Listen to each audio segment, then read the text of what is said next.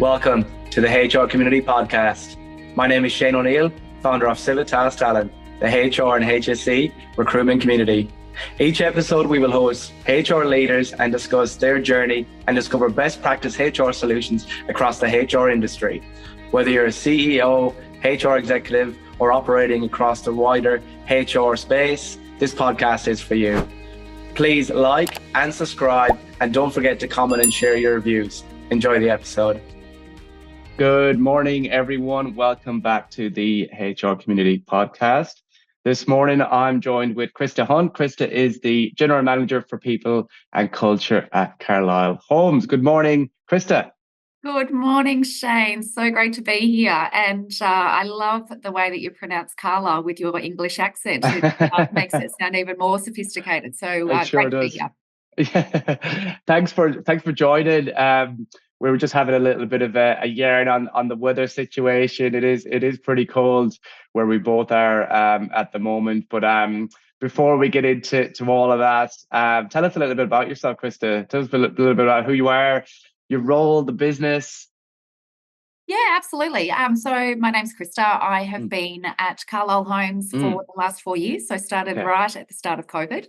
A really interesting career choice to join construction at the start of COVID. But that certainly kept me on my toes for the last 4 years and loving making an impact through such challenging times in the HR space. Prior to that, I've had a 15-odd year career in HR, starting off in the accounting space and working with a Big Four. So starting off at KPMG in an accounting support role. Very, very quickly worked out that I was much better with people than I am with numbers. So luckily enough, got the opportunity whilst in that environment at KPMG to move into the grad side of things and then progressed into the HR space. So Amazing. I've had a really fortunate career in making some really great choices of companies to align with, some really great brands, some really great leaders. And just absolutely loving my time in HR, seeing the journey and the changes this profession has been on and currently in. I think there's no more exciting time to work in the HR space than now. So it's so true. Yeah, it's so true. And there's so much happening as well. And obviously we could delve into that a little bit. And just in terms of your background, I find that quite interesting, especially with the accounting side of it. But I know you mentioned you're probably more inclined to move into the human side. But tell us a little bit about that. I guess do you feel like there was and still is maybe that strong maybe understanding of the numbers and that you can relate to the people and culture side? 100%. And particularly as I've got more senior in my career and working with executives, really understanding the financial mechanics of how the business operates, I've found really helpful. I am a data nerd. My Love team, everything should have a reason. I think HR today, we've really moved away from the tick box of, hey, we're just doing this because it feels good, or we're doing this because other companies are doing it and, it's going to make us look good. Businesses need to be smarter than that now. And the way to get smart is actually looking at the data. Understanding what the trends are. I'm in a small-ish business at the moment with 500 employees. Sometimes the data, particularly through the last few years of COVID, hasn't been that reliable because it has been so sporadic. People have made decisions for so many different reasons. So the data in a business of our size over the last couple of years hasn't been overly reliable. Having said that, we're best off making decisions based on data than gut feel sometimes. 100%. I'm in a really entrepreneurial type environment. The two need to go together. I think sometimes if you're only listening to the data, decisions are too slow. The game's moved on before you get to catch up. So So true. I think depending on the environment, there's a really lovely balance between kind of that organic nature of being a really entrepreneur, fast to move, a little bit less risk averse, but whilst being backed by what the data is telling us. I love that as well. And I was actually going to probe you a little bit on that. You answered the question before I asked it, but with regards to the data side in particular, because I know it's just a huge topic now, not just in HR, but in most professions, is that need to really be across data. But when we look at people and culture and different data and metrics, what would you say could be some of your kind of best practice learns? Because it's like you say, there's data there, and that's kind of real life data. But what I find is some organizations, they go through this whole process of getting the data, but then they don't do anything with it. Yeah, true. Absolutely true. And I guess really good point. It is about collecting the data that matters. Otherwise, it's data paralysis. You kind of get sucked down the rabbit holes, and say at the end of the day, you've moved on to your next month and saying, okay, well, we've closed out that month, we've done nothing with it. There's probably a few data points that we really concentrate on here for this organisation. One is our engagement. We do an annual engagement review through Great Place to Work. Actually, the awards coming up in October, August. So fingers crossed we make it on the list again for the third year, which would be amazing for a small-ish organisation in construction. So the engagement, we think that gives us insight before it's too late. So yes, you've got your exit interviews and those type of things.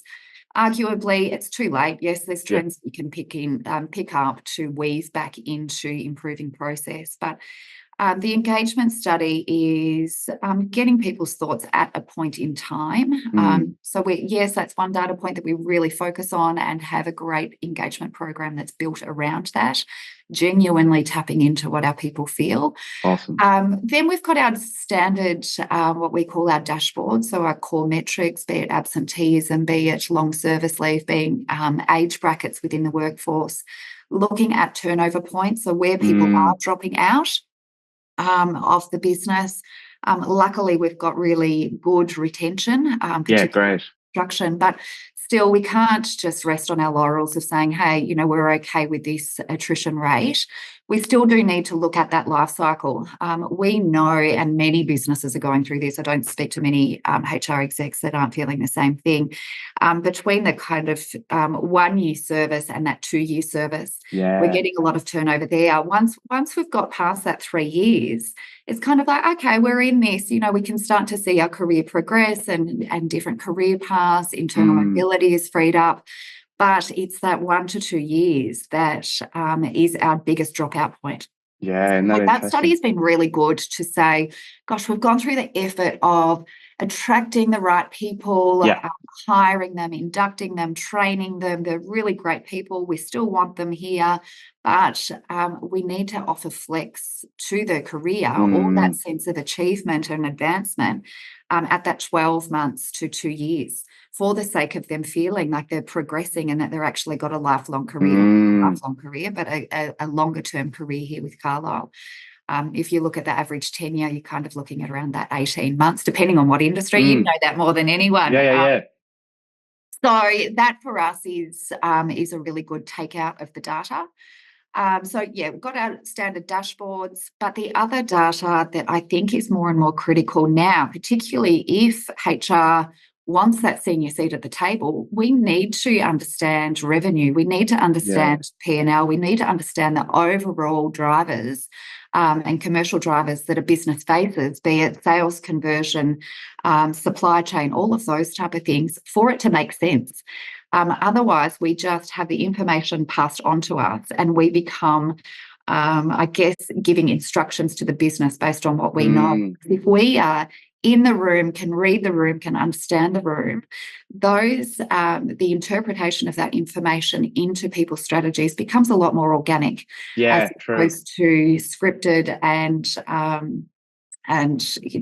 overly directional from an ELT to HR to the business, which is in some organisations how it happens. So we're all for getting yourself absorbed in that high level data so you can transition it through to the business the way that you feel comfortable, as opposed through direction. Yeah, exactly. And I find, I love my data as well. I find it so fascinating, and I love that you touched on it with regards to that overall sort of tenure gap. And when I look at it from a recruitment perspective, it's quite interesting because many moons ago, if your profile, if your CV was leaving a job every year or 2 years, it was almost viewed quite negatively by employers, but that's changed massively. And I know in certain industries, and I'm sure in yours, there are certain roles where there are talent gaps. But you go through this whole strategy around attracting the right people, and you do some amazing things with your brand and your recruitment process and candidate experience, and then you get someone over the line, and there's a great onboarding experience, and then in 12 to 18 months, that person's checking out and they're moving on, and it's just fascinating. The reason why I bring that up is because and you touched on a little bit there as well with the revenue. I think sometimes as well, people don't think about the cost element as well, because you're spending a lot of time and resources, yes, but you're also spending a lot on that recruitment. And if you're using agencies and everything included, times that by tens of roles, and that's turning over every couple of years. With regards to that, do you see that as I guess an ongoing pressure HR are going to have to deal with, especially in the world of work we're in now? It seems to be quite common. Absolutely. So it's the hard cost of recruitment. And our recruitment partners do a fabulous job in sourcing the right talent. It comes hand in hand with making sure that we've got the right value proposition. So together we provide a really solid value proposition, particularly in amongst our industry, but also kind of really trying to keep standards of any successful and aspirational business across Australia, if not internationally. So we do put a lot of work into that. Yes, there's a recruitment hard cost, but I'm like, if you've got the right person, that cost is perfect. True. I'd rather pay that cost on the right person than do it, kind of mediocre and not get the right person. So the recruitment cost is one thing. For us, it's really that speed to competency is to where the cost savings can be. So if we have a really mediocre onboarding, induction process, particularly with the technicality of some of our roles in construction industry, we want people and we need people kind of when they start to be really knowledgeable about what they do, to have the confidence that they can deliver. We're putting them in front of customers that are building their dream home. They're spending up to $1 million, maybe more, on just the house alone, and are trusting us with so much. So we need to put people in front of them that have the right technical capability, competency, but also have the right confidence. So that's where we make up, I guess, our investment. So we could, if our induction and onboarding process carried out for 6 months, 12 months, we're having people run at really lower productivity. So we put a lot of effort into that onboarding process. So we are really tightening up that speed of commencement to competency to get people up and running and cycling straight away.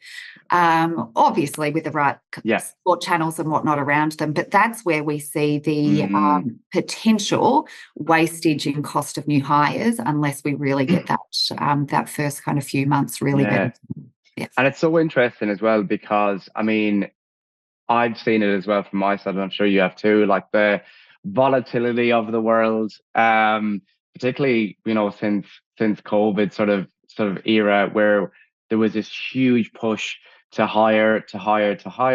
And I even remember, call it 12, maybe more, 2 years ago, some of the questions candidates would ask was, what's the flexibility like?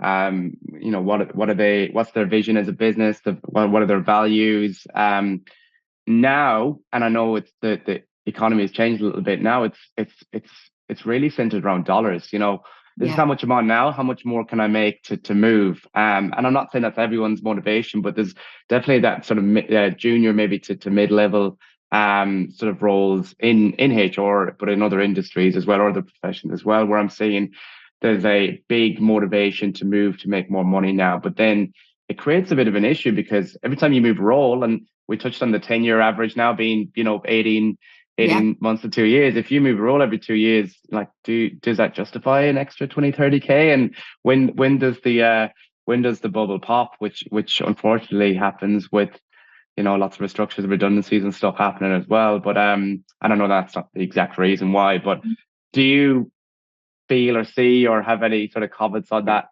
side of it as well? Like, have you had much experience with that as well, Krista? Yeah, look, I mean, you're absolutely right. I think every chapter of COVID put a different desires, different needs for our team. Within construction, it's been a really interesting, it's been stated all over the media, it's a perfect storm, and it really is. There's no other way to describe it.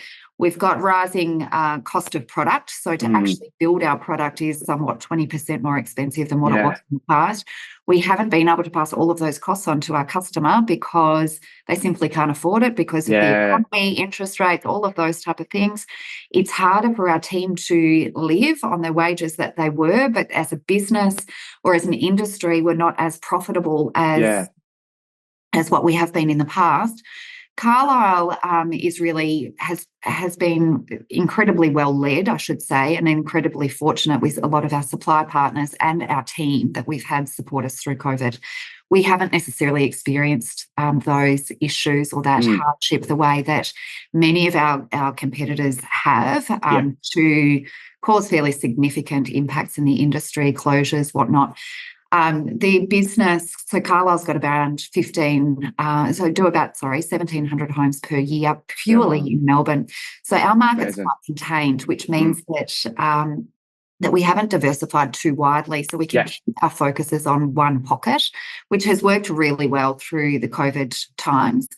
As far as what people at Carlisle have desired more than anything is security. So that's what we've offered, and we have kept investing in the employee experience, like beyond. Like sometimes it surprises me as to the generosity and genuine care that this leadership team and the owner of Carlisle has for its people. So yes, we've had wage pressures, and we will continue to, and we treat those with all sincerity. It's not. We have never had wage freezes. We've never had recruitment freezes. We haven't done big cycles of redundancies or right structures or anything like that. We've just treated every single moment with sincerity and with a lot of flex, because we know that at the stage today, with a market deteriorating in the sales front through land availability and those type of things, is going to be a really different picture come next year when hopefully there's an interest rate release. There's a different sentiment, different seasons. People are out and about in summer. Who knows what that will bring? Hopefully that means people want to buy a few more homes. That's right. But we don't necessarily have really drastic changes to our HR strategy because our business and our industry is constantly fluctuating. So the most we can do, and the most important thing that we can do, is just create stability and confidence that our people still love coming to work every day. We've done different things like, we're doing free lunches and we do free breakfast. Try and ease the cost of living, internet cashbacks, all of those type of things where we possibly can. Yes, it may not be as significant as cash in hand for some people, which everyone is wanting at the moment. But at least it provides them a really safe place to come to, a really great work environment, a lot of additional perks that aren't necessarily seen elsewhere, plus wage growth. It might just not be as much wage growth as what the cost of living is growing at the moment. So, it's all of those little incremental things, as well as making sure that we've got enough flexing. And I love that as well, because again, it kind of goes back to what we first spoke about today, was around that sort of human element. And it's really interesting, and I see it a lot, particularly with that motivation to make more money, and I get it completely.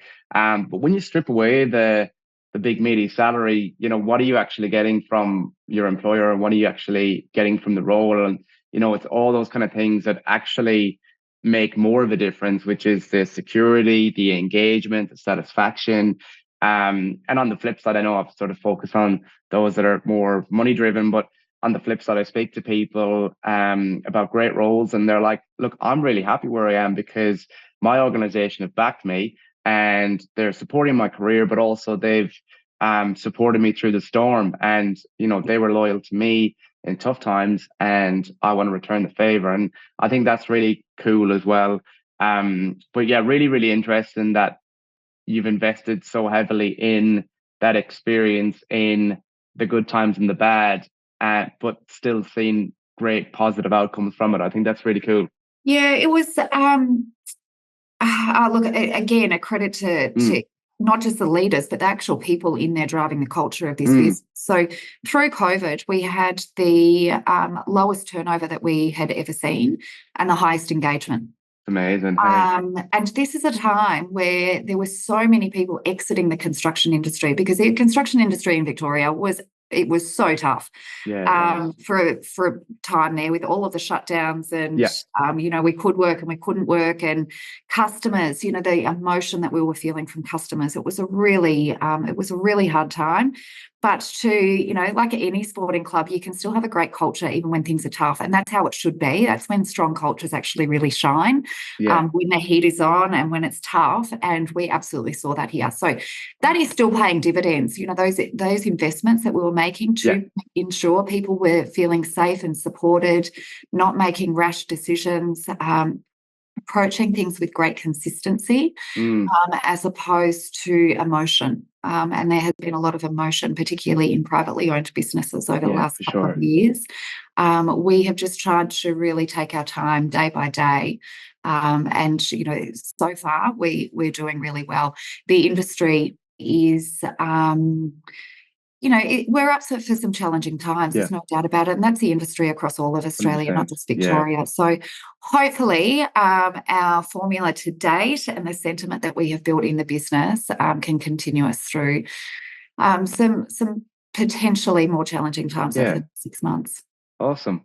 And I know we kind of focused a lot of the conversation over the last couple of years, but I think that was just the way it flowed. But if we were to look holistically, whole career-wise, Krista, for you, like, what was some of your biggest lessons learned?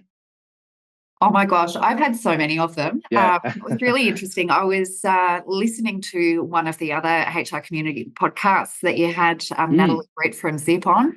And I started smiling at different points that she was saying, and I've had some of the similar experiences to Natalie. So, I came from a fairly remote country school. There was no such thing as HR. It was accounting, teaching, nursing. So to now find myself working in HR and now in construction, whilst I've moved around industry similar to Nat for really intentful reasons, to get a really good grasp of people across all different industries and business models and governance models, those type of things. But I sometimes laugh at myself. I'm just like, how on earth did I end up here? But look, I think the key to working in HR or people and culture, we have got such a privilege in the role that we do to shape other people's experiences. We can make it really good, or we can make it really bad. And I think it is such a privilege, and I say this to my team all of the time, it's such a privilege doing what we do and having these opportunities to help build people's careers. And through building people's careers, it's setting them up financially. It's an ingredient to their happiness that we get to influence. So, and that's not just their happiness, it's their families and it's the kids. So it has this ripple effect as to the environment we set up for them. My number one rule with my team is, come to work and be yourself, and enjoy what you do. And if you don't enjoy it, I mean, of course, there's going to be some days that, you enjoy a little bit less than others. But if you don't enjoy what you do in this space, it projects onto others, and others don't deserve that. So I've always encouraged my team as to, if you don't love it, don't do it. And it's as simple as that. So we have to, as adults, working in the people space, and I know sometimes with the pressure that comes from other people and being at the kind of core of a business, and sometimes we have to navigate some pretty challenging things. It's to maintain positivity. in a sustainable way, we have to show great resilience sometimes. So if that resilience decreases to the point where people don't enjoy doing it anymore, it's the wrong job for them, because it's only going to have a negative ripple effect on all of our stakeholders. So as to, back to your question, is there any standout moments? There's not. I think every day I have a standout moment. I'm just like, wow, that was fun, or that was great, or that was hard. I've had some jobs where it has been super hard, but in the moment, you've just got to check yourself and say, well, this is hard because I'm learning something, or I haven't done this before, or this is a new stakeholder that I, maybe don't see eye to eye with, but it doesn't make that bad. So I think it's just at the end of the day saying, yeah, that was hard, but it was really cool because I learned something new. I love that. So no, real, we've done some amazing projects, which I'm so super proud of.